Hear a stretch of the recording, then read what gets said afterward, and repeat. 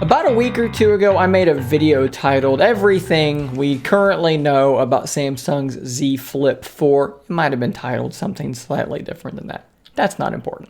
Today, we have a bunch more information to share with you. Some of this is a little bit in the past, maybe a week or two, but I can kind of bring it all together into one video, and some of this is very, very fresh information. So in case you missed it, we have renders from 91 mobiles of the Z Flip 4. Now, and if you're looking at these renders and you're thinking to yourself, Shane, are you sure that's not the Flip 3? I promise you that this is evidently what the Flip 4 is going to look like. The changes are absolutely minuscule. One of the things that we do know is that the cover display is evidently getting a little bit bigger. I wish I had my wife's Flip 3 here in my hand to show you. Unfortunately, she is off out of the house doing some shopping with her mother, so I don't have that phone accessible to me right now. But apparently that cover display is getting a little bit larger. Other than that, though, from an aesthetics perspective, not much changing here. Now, we had heard rumors that perhaps the device was going to be getting thinner and lighter. This may or may not be true based on these renders. You really just can't say much, but this is from OnLeaks. This is from 91 Mobiles. They've been right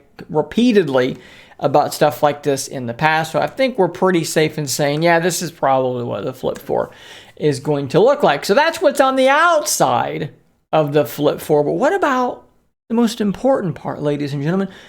And that is what is on the inside. Well, those specs are important, and apparently we are getting a jump to 3,700 milliamp hours. I'm doing my math correctly, and my memory is serving me. I believe that is a 400 milliamp hour increase over the Flip 3. So that should help improve that battery life. A 10 megapixel hole punch selfie camera, a pair of 12 megapixels on the rear, probably sticking with a standard primary and a ultra wide, 6.72 inch display on the interior. And then the most important part, and the stuff we're going to be talking about here now, is the Qualcomm Snapdragon 8 Gen 1 Plus, because we do now have confirmation.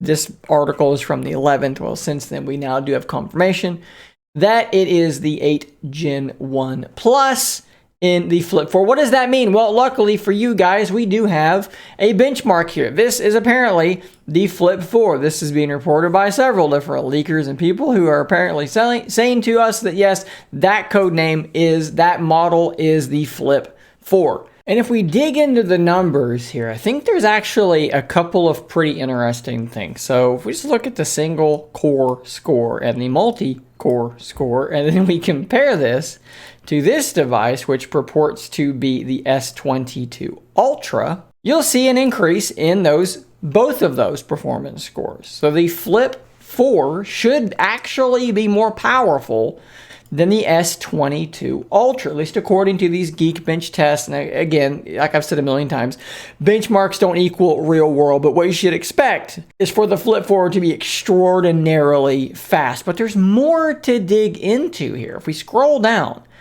and we look at these numbers here, what the base frequency, the clusters, what these things are running at, okay? Let's take a look at these. Remember these numbers.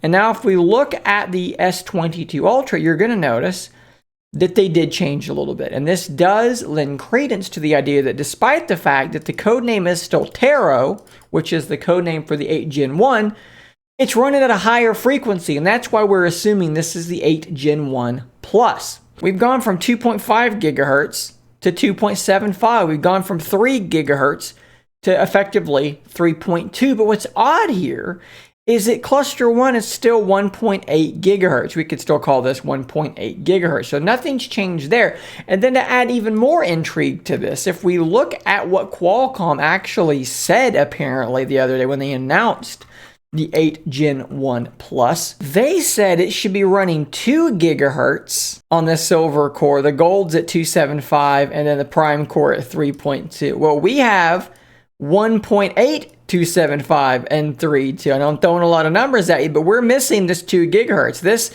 silver core here should be running at 2 gigahertz. So it's actually possible that maybe Samsung, because of the form factor, because of the thinness, the lightness, the way the thing is built, maybe they're pulling that core down a little bit for some reason, or it's also possible that they've just not fully realized the power of the 8 Gen 1 Plus, and through some further optimization as things go on, it might even get faster than it is. Hard to say which way that's going to go. It's very possible that this is just what it's going to be, and they've downclocked it a little bit because of that, but just something to keep in mind there. But there you go. There's some additional information about the Flip 4. We pretty well know what it's going to look like, and we know that it's going to be extremely powerful. Now, something else that they did mention with this 8 Gen 1 is the fact that not only is the performance boosted, not radically, right? They're showing 10% faster CPU and GPU. Apparently, it's also quite a bit more fuel efficient. So with that additional battery size,